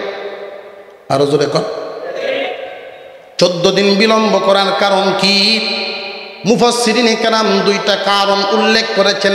1 নাম্বার, কিয়ামত পর্যন্ত উম্মতে মুহাম্মাদি যেন ইনশাআল্লাহর গুরুত্ব বুঝতে পারে। যেই বিষয়, যেই জিনিসটা যত কষ্টে হাসিল হয় এর কদর তত বাড়ে। মুসলমানের জবানি কথাবার্তা শুনলেই বিধর্মীরাও বুঝতে পারবে লোকটা মুসলমান। ভবিষ্যতের ওয়াদা করলে ইনশাআল্লাহ বলবো, ভবিষ্যতের কথা বলতে গেলেই জবান দিয়া ইনশাআল্লাহ বের হবে, টুটের সাথেই শব্দ ফিটিং হয়ে যাবে। আশ্চর্যজনক আল্লাহর কুদরতি কোনো কিছু দেখলেই জবানের সাথে ফিটিং থাকবে, সুবহানাল্লাহ বলবে, আল্লাহ পাকের বরত্ব প্রকাশ করবে। কিছু কিছু বিষয়াদি এই শব্দগুলো মুসলমানের জবান থেকে এখন হারায়া যাইতেছে। ইহুদি খ্রিস্টানদের ওই কালচার ব্যবহার হইয়া ইংরেজি শব্দ আমাদের টুটের সাথে মিলা, কোরআন হাদিসের সহিহ সুন্নাহর এই কথাগুলো আমাদের জবান থেকে সরে যাচ্ছে। আশ্চর্য কিছু দেখলেই কয় ওয়াও, অথচ মুসলমানের ঐতিহ্য এটা না। মুসলমান বলবে সুবহানাল্লাহ, ঠিক না বেটি? জিজ্ঞাসা করেন কেমন আছেন, কয় আই এম ফাইন। কি রে বাবা, মুসলমানের শব্দ আছে না নাই? আলহামদুলিল্লাহ আছে না নাই? এই আলহামদুলিল্লাহ বলার দ্বারাই আল্লাহ পাক বান্দার প্রতি এতটাই খুশি হন। আই এম ফাইনের দ্বারাই তো এই সন্তুষ্টি পাওয়া যাবে না। মহান আল্লাহ বান্দার প্রতি যখন এই তাসবিহ, শুকরিয়ার তাসবিহ যখন তার জবানে শুনেন, জান্নাতের 8টা দরজা খুইলা দেন। আসমান জমিনের মাঝখানের ফাঁকা জায়গা নেকি দিয়ে ভরিয়ে দেন। আরো জোরে করছে ইনশাআল্লাহ। শিক্ষা দেওয়া উদ্দেশ্য, 14 দিন বন্ধ রাখলেন ওহী, দেরি করলেন কেন? যেই বস্তু যত কষ্টে হাসিল হয় কদর তত বাড়ে। 2 নম্বর কারণ, যার সাথে যত মহব্বত, হঠাৎ যদি গ্যাপ পড়ে মহব্বত কমে না, মহব্বতের আগুন আরো বাড়ে। মহব্বত বাড়ানো, ইনশাআল্লাহর গুরুত্ব বাড়ানো, এই 2 কারণে ওহী বন্ধ। কিন্তু 2 কারণে ওহী বন্ধ রাখলেন, এই দিক দিয়ে আমার আপনার পয়গম্বরের মনের হালত কি হইল? মনের হালত অত্যন্ত ব্যথিত, অত্যন্ত কষ্ট, সাংঘাতিকভাবে সাহাবীরা সহ মারাত্মকভাবে আঘাতপ্রাপ্ত মানসিক। এই মনের আঘাত দূর করার জন্য আল্লাহ পাক রব্বুল আলামিন মক্কায় যেই কথাটা ছড়ল, মুহাম্মদকে আল্লাহ ভুলে গেছেন, তার প্রতি নারাজ হয়ে গেছে। এই কথার উত্তর মুহাম্মাদের মানসিক সন্তুষ্টি, কথার জবাব এবং মনের সন্তুষ্টি পুরস্কার হিসেবে মহান আল্লাহ সূরাতুজ জুহা কানা নাজিল করেন। বেশি লম্বা হয়ে গেছে তাই না? আপনার অসুবিধা হইতেছে না তো? والضحى والليل إذا سجى ما ودعك ربك وما قلى وللآخرة خير لك من الأولى ولسوف يعطيك ربك فترضى ألم يجدك يتيما فآوى ووجدك ضالا فهدى ووجدك عائلا فأغنى فأما اليتيم فلا تقهر وأما السائل فلا تنهر وأما بنعمة ربك فحدث الله বলেন والضحى والليل إذا سجى দুইটা সময়ের কসম খাইলেন, 2 সময়ের কসম। মহান আল্লাহ যদি স্বাভাবিক কথা বলেন, এটা আমাদের কসমের চেয়েও দামি। আল্লাহ পাকের কসম খাওয়া লাগে না। আল্লাহ মহান মৌলা করিম স্বাভাবিকভাবে যা বলেন এতেই কোনো সন্দেহ। আরো জোরে কোন কিন্তু আল্লাহ কসম খায়া কথা বললেন, দুনিয়াবাসীকে এই কথা বুঝালেন, এ দুনিয়ার মানুষ, তোমরাও জমিনে কসম খায়া কথা বলো। কসমের পরে যেই কথা বলা হয়, কসম খাওয়ার উদ্দেশ্য হলো সেই কথার ওজন বাড়ানো, ঠিক না ঠিক? যেই কথাটা বলা হয় কথার ওজন বাড়ানো কসমের উদ্দেশ্য। আর একটা বিষয়, যেইভাবে যেখানে কসম খায় কোনোদিন কম দামা বস্তুর কসম খায় না। কোনো ব্যবসায়ী যদি কসম খায়, লক্ষ্য করে দেখবেন তার দোকানের যে ক্যাশ বাক্স, এই ক্যাশের কসম খায়, ঠিক না ঠিক? কোনো মহিলায় যদি কসম খায়, হুরুত তার কসম খায়। খেয়াল করছেন নি? কেউ কোনোদিন কম দামা বস্তুর কসম খায় না। শুনছেন নি এমন কথা? জুতার কসম খাইছিল। কম দামা বস্তুর কসম কেউ খায় না। মহান আল্লাহ পাক দুই বস্তুর কসম খায়া তিনি বলেন, ওয়াদ-দুহা ওয়াল-লাইলি ইযা সাজা মা ওয়াদ্দাআকা রাব্বুকা ওয়া মা ক্বালা। ও দোস্ত আমার, জুহার কসম, লাইলি ইযা সাজার কসম, লাইলের কসম, দিনের নিঝুম রাত, গভীর রজনী, দিনের প্রথম অংশ আলো, দিনের এবং রাতের দুইটা মূল্যবান সময়ের কসম খায়া আল্লাহ বলেন, আল্লাহ আপনাকে আপনার রব আপনাকে বলেন নাই, আপনার প্রতি নারাজও হন নাই। আরো জোরে কোন সুবহান। যেই আঘাতটা পেয়েছিলেন উম্মে জামিলের প্রচার করা কথায়, মুহাম্মদকে আল্লাহ ভুলে গেছে, তার প্রতি নারাজ হয়ে গেছে, এই জন্য ওহী বন্ধ। আল্লাহ পাক দিনের একটা মূল্যবান সময়ের কসম খাইলেন, রাতের একটা দামি মূল্যবান সময়ের কসম খায়া তিনি ঘোষণা দেন, আপনার রব আপনাকে বলেন নাই, আপনার প্রতি নারাজও হন নাই। ও দোস্ত আমার, ওহী বন্ধ আপনাকে বুলার কারণে না, ইনশাআল্লাহর গুরুত্ব বাড়ানোর কারণে, আর আপনার আমার মহব্বত আরো দ্বিগুণ বাড়ানোর উদ্দেশ্যে। জবাব তো দিলেন, কিন্তু মনের ভিতরে এই মক্কাবাসী যে কষ্টটা দিল, এই কষ্ট দূর করার জন্য মহান আল্লাহ পাক বলেন, আপনাকে ওরা কষ্ট দিয়েছে, বর্তমান সময়ের হালত হলো আপনাকে ওরা কষ্ট দেয়, আপনার সাহাবীদেরকে কষ্ট দেয়, বিভিন্নভাবে তারা বাধা দেয়। এই কালিমার দাওয়াত দিতে যান, মানুষের ঘরে আলো পৌঁছাতে যান, আর তারা অন্ধকার দিয়ে আপনাকে বিভিন্নভাবে বাধা দেয়। ও দোস্ত আমার, আমি আল্লাহর ঘোষণাটা শুনেন, ওয়ালাল আখিরাতু খায়রুল লাকা মিনাল উলা। আল্লাহ বলেন, ইহকাল থেকে পরকাল, বর্তমান থেকে ভবিষ্যৎ, বর্তমান যেই হালত আছে এই হালত থাকবে না, পরিবর্তন হয়ে যাবে, আরো ভালো করে দিব। ইহকাল থেকে পরকালে আপনার জন্য এমন হালত থাকবে না, আপনার জন্য খায়রিয়াত রয়েছে। ওয়ালাল আখিরাতু খায়রুল লাকা মিনাল উলা, বর্তমান থেকে ভবিষ্যতে, ইহকাল থেকে পরকালে আল্লাহর পক্ষ থেকে আপনার জন্য পুরস্কার। কি পুরস্কার? যে খয়ের নামক পুরস্কার।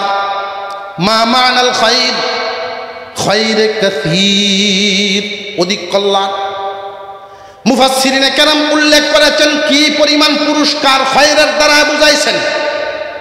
ও দোস্ত আমার, আপনাকে আমি এমন কিছু খয়রিয়াত দিব, এমন নিয়ামত দিব, যেই নিয়ামত কোনো পয়গম্বরকে দেওয়া হয় না। মুফাসসিরিনে কেরাম উল্লেখ করেছেন, এর মধ্যে এক দুইটা আপনাদেরকে শোনায় দেই। আমার আপনার পয়গম্বরকে আল্লাহ পাক এমন এমন কিছু নিয়ামত দিয়েছেন, যেই নিয়ামত কোনো নবী রাসূলকে আল্লাহ দেন নাই। এক নাম্বার নিয়ামত, আল্লাহ পাক রব্বুল আলামিন আমার আপনার পয়গম্বরের নাম সমুন্নত করে দিয়েছেন।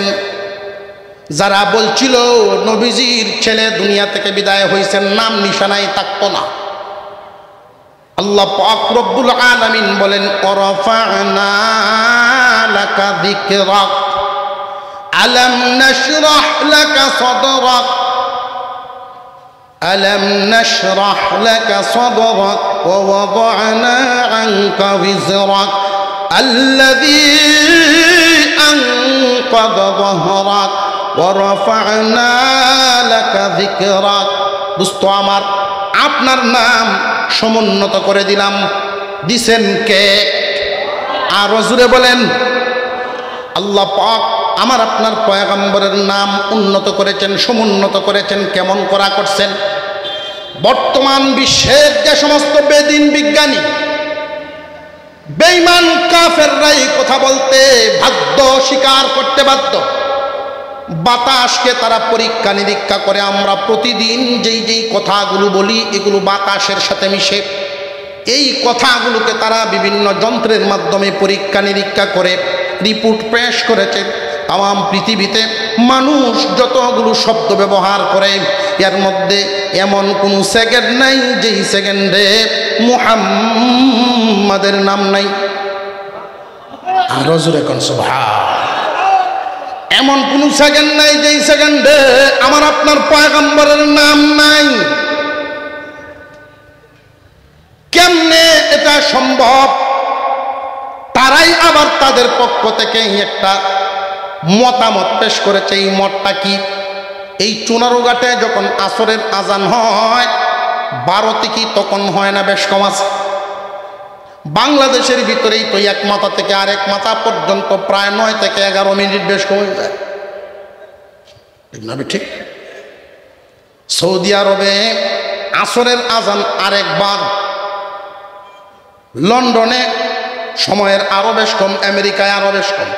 তাম পৃথিবী ঘুরাইলে জরিপ করলে দেখা গেল এমন কোনো সময় নাই যেই সময়ে আজান নাই, আর এমন কোনো আজান নাই যেই আজানে আমার আপনার পয়গম্বরের নাম নয়। ওয়ালাল আখিরাতু খায়রুল লাকা মিনাল উলা। ও দোস্ত আমার, মক্কাবাসী আপনারে কষ্ট দিল, আমি আপনারে পুরস্কার দেই। কি পুরস্কার? কিয়ামতের কঠিন ময়দানে হাসরের মাঠে যখন মানুষ উঠবে, সব মানুষ, নবীগণ, রাসূলগণ, ওলিগণ, গৌস কুতুব যা আছে সমস্ত মানুষ পায়ে হেঁটে হেঁটে হাসরের ময়দানে যাবে। একমাত্র আপনি এক পয়গম্বর, এক রাসূল, আমার দোস্ত, আপনার জন্য আমি আল্লাহ সোয়ারির ব্যবস্থা করে রাখবো। কি সোয়ারি? উট থাকবে, একটা উটনি। এই উটনিটার পা গুলো থাকবে হীরা মানিক মুক্তা দিয়া বাদাই করা। হীরা মানিক মুক্তা স্বর্ণ রূপার হার থাকবে, হীরা মানিক মুক্তার লাগাম থাকবে, রেশম কাপড়ের গদি দিয়া সাজানো হবে। ও দোস্ত আমার, ওই দিন আপনি এই উটনির উপরে সোয়ার হবেন, হাসরের মাঠের দিকে যাবেন, হাঁটিয়া যাবেন না, সোয়ার হবেন উটনির উপরে। ওই দিন উটনির উপরে যখন আমার আপনার নবী উঠবেন, হুজুর সাল্লাল্লাহু আলাইহি ওয়াসাল্লামকে আল্লাহর পক্ষ থেকে বলা হবে, দোস্ত আপনার উটনির লাগাম ধরার জন্য একজন সাহাবীকে ডাক দেন। হুজুর সাল্লাল্লাহু আলাইহি ওয়াসাল্লাম এইভাবে ঘুরান দিবেন, সব সাহাবীরা নবীজির দিকে তাকায়।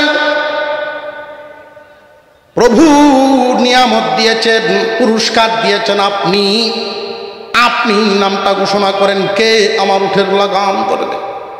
সবাই আমার দিকে তাকায় রয়েছে, প্রত্যেকের দিল আমার জন্য পাগল পারা। আমি কাকে বলবো আপনি বলেন। ওই দিন আল্লাহ পাক কুদরতি জবান দিয়া ডাক দিবেন, বেলাল আসো, উটের লাগাম ধরো, আমার দুস্থ পয়গম্বরকে হাসরের মাঠে নিয়ে যাও। ওয়ালাল আখিরাতু খায়রুল লাকা মিনাল উলা। মক্কাবাসী আপনারে কষ্ট দিল আর আমি পুরস্কার দেই। কিয়ামতের কঠিন ময়দানে মানুষ যখন কোটি কোটি বছর পরে কবর থেকে উঠে দাঁড়াবে হাসরের মাঠে। পানির পিপাসায় মানুষের বুক গলা চৌচির হয়ে যাবে, হাহাকার করতে থাকবে, জিহ্বা বেরিয়ে যাবে, এক ফোঁটা পানির জন্য পানি পানি করতে থাকবে। এমন একটা মুহূর্তে আমি আপনাকে হাউজে কাউসার দান করব। হাউজে কাউসার দুনিয়ার নলকূপের পানির মতো নয়, নদী নালা সাগরের পানির মতো নয়। হাউজে কাউসারের পানিটা হবে 3 গুণ বিশিষ্ট, দেখতে হবে দুধের মতো সাদা, খাইতে হবে মধুর চাইতে মিষ্টি, সুগ্রান মেশকে আম্বরের চাইতে আরো বেশি। 1 গ্লাস পানি ওই দিন যদি কেউ পান করতে পারে, জান্নাতে ঢোকার আগ পর্যন্ত আর পানির পিপাসা লাগবে না। একটা প্রশ্ন এখানে জাগে, এই প্রশ্নের উত্তরটা না দিলে আবার বুঝে আসবে না।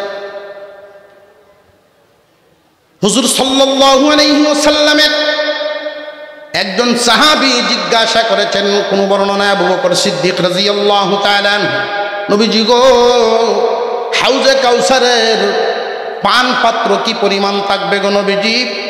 কারণ বিয়ে শাদী বা বিভিন্ন অনুষ্ঠানে গেলে গ্লাস নিয়ে তো খাড়াখাড়ি শুরু হয়, এত মানুষ গ্লাসে তো ভাই। আল্লাহর পয়গম্বর বলেন, আকাশের তারকা গণে শেষ করা যেমন সম্ভব না, আমার হাউজে কাউসারের স্বর্ণের পেয়ালা থাকবে, এগুলো গনিয়া শেষ করা সম্ভব না। এতগুলো মানুষ একসাথে আওয়াজ দিলে চুনারুগার থরথর করার কথা, মসমস করার কথা। আমরা জামডি মাঝে যে বই লড়াছড়া, ওই দিন পানি পান করার ইচ্ছা আসেনি? কার কার কার কার একটু দেখতাম, কার কার আছে? নারে তাকবীর! সবাই হাত বাড়াবে। ওই সবাই পানি পাবে না, সবাই পানি পাবে না। কেন পাবে না? একটা কথা আপনাদেরকে শুধু বলে দিই, তাহলে নিজেদের বিবেক দিয়েই বিচার করতে পারবে। এই জমিনের মধ্যে নবীজির উম্মত সবার অবস্থা কি সমান না বেশ কম আছে? এমন উম্মতও আছেন আল্লাহর পয়গম্বরের সুন্নতের উপরে অটল থাকতে গিয়া জীবন চলার পথে অনেক বিপদের সম্মুখীন হয়েছে, বিপদ কাটাইতে হলো, নবীজির তরিকায় টিকতে গিয়া বিপদ তার উপরে নাজিল হইছে। আর এমনও মানুষ আছে নবীজির সুন্নত লেবাস ধরছে, যেমন দাড়ি। অনেক যুবক দাড়ি রাখার কারণে অপমানিত হয়েছে, দাড়ি রাখার কারণে জীবনে টকছে, বিভিন্ন ধরনের কুসা কাসা কথাবার্তা শুনছে। এরপরেও রসুলের কলিজায় আঘাত দেয় নাই, দাড়ি ছাড়ে নাই। আর এমন মানুষও আছে সারা জিন্দিগি কামাইতে কামানি কারে কয়, সেলু নলায় না হরে বাজান আর কত, যে তোর কি হয়েছে, পয়সা নেস তুই? ভাই আব্বা আপনার মুখ কামাই, তখন আমি শুরু করছি, আপনার অনুরোধ করি না, দেখ কেন তুই পয়সা ভেবে বা তোর সমস্যাটা কি? ভাই আপনার একটা মুখ কামাইলে 2 মুখের সমান সময় লাগে, সামরা খুশ হয়েছে টানা দে ধরি। কেউ আছে দাড়ি রাখার কারণে বেকায়দায় পড়েছে জীবনে, আর কেউ আছে বেকায়দায় ফুরিয়ে গিয়ে দাড়ি রাখছে। দাঁত লড়তেছে, মুখের সেন্টার ঠিক নেই, দাড়ি রাখুন উত্ত লাগে। নাতি নাত্য রয়েছে, দাড়ি না রাখলে মানুষে মন্দ কয়। আল্লাহর রসুলকে খুশি করার জন্য বয়সের দাড়ি, এটা বয়সের দাড়ি, চুল দাড়ি সাদা হইছে, আর কত কামাইব?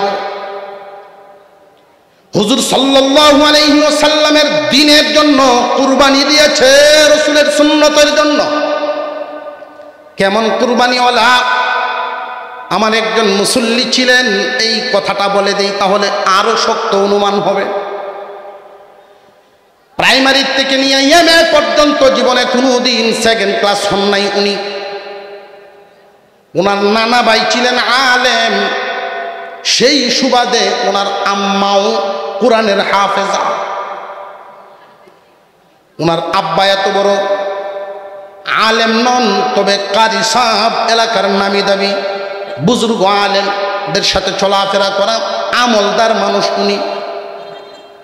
সেই দুইজন মানুষের সন্তান সহি করে কোরআন তিলাওয়াত শিকার পর জেনারেল লাইনে পড়াশোনা করছেন, MA পাস। জীবনে কোনো দিন সেকেন্ড ক্লাস হয় নাই, আর দাড়িতে খুর লাগায় নাই মার নিষেধ। উনি MA পাস করার পরে একটা ফ্যাক্টরিতে যখন চাকরির জন্য অ্যাপ্লাই করেছেন, দরখাস্ত করেছেন, সব ঠিক, ওনার সমান নাম্বার আর কেউ পায় নাই। ভাইবা বোর্ডে অফিসাররা ডাকছে, বাবারে সব ঠিক আছে, কিন্তু তোমার একটা জায়গায় ঝামেলা। দেখো, চিন্তা ভাবনা করো, আমরাও এখানে যারা আছি মুসলমান হই, আমরাও তোমারে পরামর্শ দেই, এই সুযোগ হাতছাড়া হয়ে গেলে আর কোনোদিন এমন পাইবা না। 1 লাখ টাকা বেতন পাইবা মাসে, ফ্যাক্টরির পক্ষ থেকে ফ্ল্যাট দেওয়া হবে, গাড়ি দেওয়া হবে আনা নেওয়ার জন্য। বছরে 2 সপ্তাহ পৃথিবীর যে কোনো দেশে ভ্রমণ করতে পারবা পুরা ফ্যামিলি সহ। এই সুযোগ সব সময় মিলবে না, কিন্তু একটা কাজ যে বাবা করা লাগবে। কি কাজ? এই দাড়ি সহ চাকরিতে জয়েন করতে পারবা না। তুমি যদি রাজি থাকো, তোমার সব ঠিক, এই জায়গায় শুধু গন্ডগোল, কোম্পানিটা বিদেশি, কোরিয়ান, জাপান মিলিয়া বিদেশি কোম্পানির মালিকে বইলে ফেলছে, এখন আর ঘুরানো সম্ভব না। দাড়ি যদি ফেলে দেন আজকেই, আগামীকাল নেন কাগজ, অ্যাপয়েন্টমেন্ট লেটার, জয়েন করেন। যুবক, উম্মতে মুহাম্মাদির এমন উম্মত, সত্যিকারের উম্মত, খাঁটি উম্মত, চেয়ার থেকে দাঁড়ায় গেছে যুবক, অ্যাপয়েন্টমেন্ট, এই কাগজটা টান দিয়া সিরিয়াস একটা জবাব দিয়েছে। শুনেন, আপনারাও মুসলমান, একটু আগে বললেন আর আমিও মুসলমান। তবে জেনে রাখবেন এই চাকরিটার কারণে আমি আমার রসুলের কলিজায় আমি ছুরি লাগাতে পারবো না। প্রয়োজনে আমি ঢাকা শহরে রিক্সা চালায় যাব, প্রয়োজনে আমি মানুষের বাসায় বাসায় ময়লা সাফ করব। শিক্ষিত হয়েছি, শিক্ষা অর্জন করেছি সুশিক্ষিত নাগরিক গড়ার জন্য, নাগরিক হওয়ার জন্য। আজকে এই শিক্ষা অর্জন করে যদি পয়গম্বরের কলিজা রক্ষা করতে না পারি, গলা রক্ষা করতে না পারি, রসুল বলেছেন যে নাকি দাড়ি কাটলো আমার উম্মত, সে যেন আমার কলিজায় ছুরির আঘাত করলো। উম্মতে মুহাম্মাদির এই উম্মত মজবুত ভূমিকা দিয়া প্রয়োজনে রিক্সা চালায় খাবো, তবু রসুলের গলায় আঘাত দিব না, কলিজায় আঘাত দিব। সোজা বেরিয়ে চলে আসলেন এই মানুষটার যেই দাড়িটা, আর শেষ বয়সে গিয়া মানুষের কথায় রাখনেওয়ালা দাড়িটা কি সমান? কিয়ামতের কঠিন ময়দানে ওই সমস্ত কুরবানিওয়ালা উম্মত হাসরের মাঠে যখন দাঁড়াইবেন, আমার আপনার পয়গম্বর হাউজে কাউসারের পেয়ালা নিয়ে দাঁড়ায় ডাকবেন, আর আইরে আমার উম্মত, আয় আমার হাত থেকে 1 পেয়ালা পান কর। এমনি হবে না, এমনি না, বড় কুরবানির পরে আল্লাহ পাক কুরবানিওয়ালাদেরকে, যার কুরবানিটা যত বড় হয়, আল্লাহর পক্ষ থেকে তার পুরস্কার মেহেরবানিটাও তত বড় হয়। পরবর্তীতে 5 বছরের ব্যবধানে আল্লাহ পাকের এই বান্দা বর্তমানে 12টা ফ্যাক্টরির মালিক। বাইবা অফিসে যারা তার পরীক্ষা নিছিল, ওই সমস্ত লোক তার অফিসে চাকরি করে। উনি কোনোদিন নামাজ কাজা করেন না, দেখলে আলেমের মতোই মনে হয়। আমি প্রথম যেদিন দেখছি মনে করছি কোন মাদ্রাসার মুয়াদ্দিস আল্লাহ জানে। এত আদব তার মধ্যে। রিক্সাওয়ালা বেটা তার হয়েছে দেখেছে হজ, অর্থাৎ তার ফ্যাক্টরি থেকে লটারির মাধ্যমে কিছু কর্মীকে শ্রমিককে হজ করায় নিজের খরচ দিয়ে। আমাদের এলাকার ময়মনসিংহের হালুয়াঘাটের এক লোক প্রাইমারি মেট্রিক পাস করে এখানে এসে কাজ করতে, এর নাম এসে গেছে। এই ছেলে বলতেছে যে স্যার, জীবনে পারি কিনা জানি না, আমার নামের পরিবর্তে আমার আব্বারে দিয়ে দেন। তোমার আব্বা কি করেন? রিক্সা চালায়। টান দিয়া বুকের সাথে জড়াইছে যে তোমার হৃদয়টা, আমি খুশি হইলাম, আল্লাহ তোমারে বড় করুক। তোমার আব্বার কাপড় চোপড় গুছায়া গাছায়া পাসপোর্ট রেডি করে নিয়ে আসো দাও। তো এই লোক যেই বছর গেছে আমি ওই বছর গেছি, মিনায় দেখা হয়েছে তার সাথে।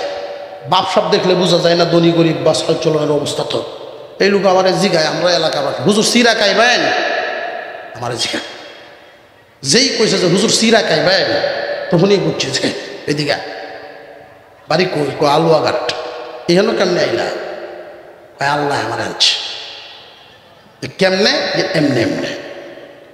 আমার বিশ্বাস ছিল আল্লাহ যদি চান হজ করার যোগ্যতা নাই তারেও হজ করাইতে পারে। তবে এটা চোখে দেখার পরে ইতমিনান কলব আরো বেড়ে গেছে যে আল্লাহ তো পারে, এতে কোনো সন্দেহ। হাউজে কাউসার পানেওয়ালা এই আশা আকাঙ্ক্ষা আমাদের আছে তো ইনশাল্লাহ। জায়গায় আসেন জায়গায়।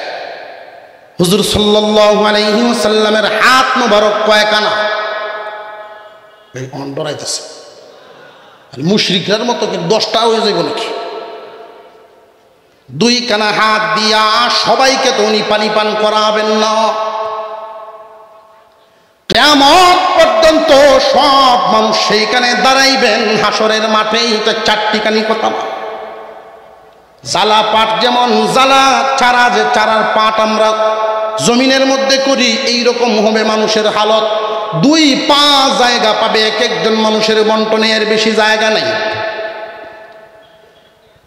তামাম দুনিয়ার সব মানুষ একসাথে ওই দিন আমার আপনার পয়গম্বর কিছু মানুষকে পারমিশন দিবেন, নাও পানপাত্র হাতে নেও, আমার উম্মত মানুষদেরকে পানি পান করা।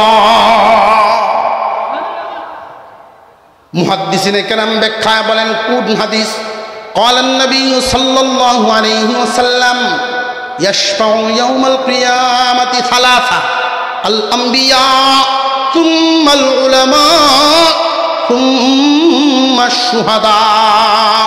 3 দল মানুষ কিয়ামতের দিন সুপারিশ করার অনুমতি পাবে। 1 নম্বরে নবীগণ, 2 নম্বরে আলেমগণ, 3 নম্বরে শহীদগণ।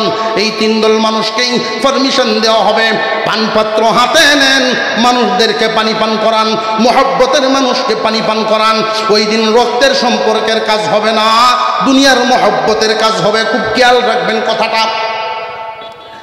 আলেমের সাসা হইলে শুধু কপাল ওই দিন খুলবে না, দুনিয়াতে আপনার সাথে সম্পর্কটা কেমন ছিল ওইটা হইল দেখার ব্যাপার।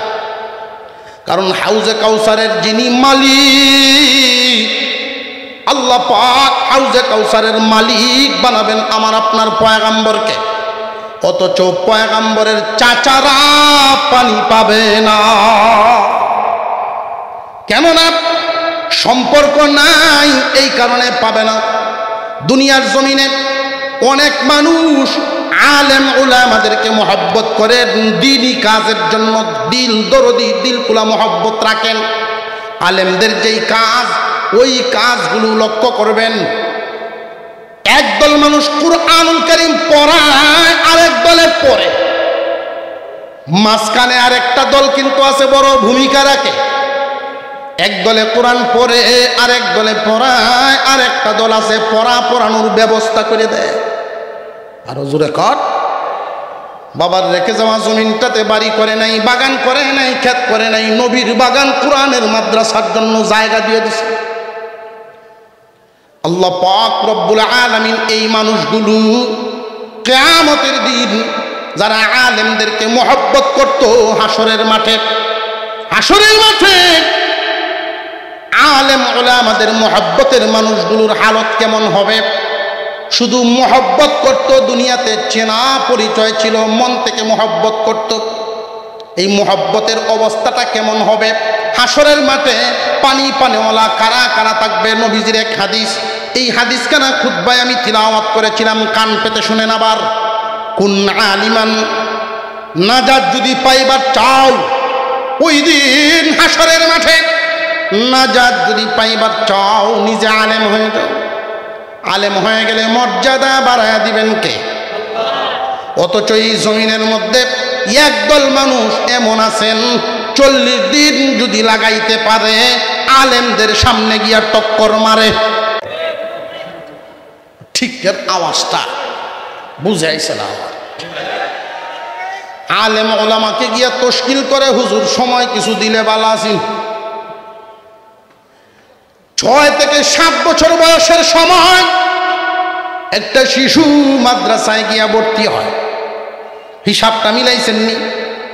6 থেকে 7 বছরের সময় যে মাদ্রাসায় ভর্তি হয়, কোরআনের হাফেজ হওয়ার জন্য মা বাবা ঘুমায়, লেপ তুষক নিয়ে শীতের রজনী চোখের পানি সারে আর কান্দে সন্তানের মায়ায়, কারণ সন্তান ঘুমায় মাদ্রাসার ফ্লোরে।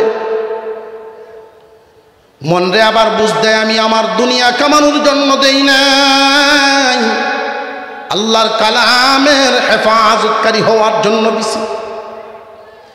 এই যে 6 থেকে 7 বছরের সময় মার সাথে ঘুমানো উপযুক্ত বাচ্চাটা যে বিছানা ছেড়ে দিল, মাদ্রাসায় ঢুকে গেল, হেফজখানায় পড়লো, এরপরে কিতাবখানায় পড়লো, পড়াশোনা শেষ করে আবার পড়ানো শুরু করে দিল। এই ছেলে কিন্তু আর মার আঁচলের নিচে আর ঘুরল না। খুব খেয়াল করেন, কুরবানিটা কত আল্লাহর দিনের রাস্তায়। কারে গিয়া তশকিল করো 40 দিনের জন্য, কত 40 হবে জিন্দেগি, হিসাব মিলাও। মুসলমান ইমানদার ভাইরা আমার, একজন আলেম 6 থেকে 7 বছরের সময় যে বেরিয়েছিলেন ঘর থেকে, কোনো আলেমের জীবন তো এমন হয় লাশ হয়ে তারপর মাদ্রাসা থেকে বের হয়, লাশ বের হয়। আলেম ওলামাদেরকে তশকিল করেন, দিন অর্জন করা, ইসলাম শিক্ষা গ্রহণ করার জন্য অনেক মাধ্যম। এর মধ্যে এই যে বসলাম, এটাও একটা সামান্য সময়ের এটা একটা মাধ্যম। দাওয়াতে তাবলীগ 3 দিনের জন্য এটা একটা মাধ্যম, 40 দিনের একটা মাধ্যম। জোরে পড়া মানুষগুলো অন্তত কালিমাটা শিখো। কিন্তু এখন 3 চিল্লা লাগানোর পরে যদি নিজের আমির মনে করিয়া আলেমদের সামনে গিয়া টক্কর দেওয়া শুরু করে, পাগড়ির আগাটা লড়ায়, হুজুরে দেখা পাগড়ির আগা। জানিয়া রাখবেন, এমন মানুষ অনেক আছে এরা বিয়াদব। আলেমদের সাথে যারা বিয়াদবি করে, মহান আল্লাহ এদের প্রতি নারাজ হয়ে যান। আলেমদেরকে মহব্বত করার কয়েকটা লাভ, আর কয়েকটা মহব্বত না করার ক্ষতি বলেই আলোচনা শেষের দিকে আসবে। আল্লাহর রাসূল বলেন, যদি সফল হতে চাও উম্মত, কুন আলিমান, নিজে আলেম হয়ে যাও। আলেম যদি হইবার পারো, তোমার মর্যাদা আখিরাতে সুপারিশ করবা। দুনিয়াতে কেমন মর্যাদাবান হইবা। কোনো আলেম যখন জনপদে ঢুকে, কোনো গ্রামের ভিতরে, মহল্লার ভিতরে ঢুকে, আল্লাহ পাক ঘোষণা দেন, কবরবাসীরা যদি কোনো আযাবের মধ্যে লিপ্ত থাকে, ফেরেশতাদেরকে আল্লাহ জানায়া দেন, রে ফেরেশতারা, আযাব বন্ধ করো, জমিনের উপরে দামি মানুষের বিচরণ হইতেছে। আল্লাহর রাসূল বলেন, কুন আলিমান, আলেম হও, আও মুতাআল্লিমান, যদি আলেম হইবার না পারো, আলেমদের ছাত্র হও। ছাত্র হইলে কি লাভ? কুরআনুল কারীম অর্জন করার জন্য যেই তালেবে ইলমগুলো আমরা দেখি মাদ্রাসার ছাত্ররা, আমরা তো মনে করি সলিমদ্দি কলিমদ্দির ভূত, কিন্তু এদের মর্যাদা আল্লাহর রাসূল বর্ণনা করেন। তারা যখন রাস্তা দিয়ে হাঁটেন, একজন তালেবে ইলম, তার পায়ের নিচে আল্লাহর নূরের ফেরেশতারা তাদের পাখা বিছায়া দেয়। আমি হাদিসটা চিন্তা করেছি, নবীজি যে বললেন ফেরেশতাদের ডানা তালেবে ইলমের পায়ের নিচে বিছায়া দেন, আল্লাহর রাসূল তো এই কথাও বলতে পারতেন যে মাথার উপরে ছায়া দেন, ছায়ার কথাও বলতে পারতেন, সেটা না বলে পায়ের নিচে বিছানোর কথা বললেন। কারণ কি? ইলমে দিন অর্জন করনেওয়ালা, কুরআন হাদিস অর্জন করনেওয়ালা তালেবে ইলমের মর্যাদা বুঝাইছেন খুব। উম্মতে মুহাম্মাদি কান পেতে শুনেন, আমার আপনার পয়গম্বর বলেন, যারা ইলমে দিন হাসিলের জন্য ঘর থেকে বের হয়, আল্লাহ পাক এদের মর্যাদা কতটুকু বাড়িয়েছে তোমরা জানো নি? ফেরেশতাদের পাখা আর তালিবে ইলমের পায়ের দুলা সমান বরাবর।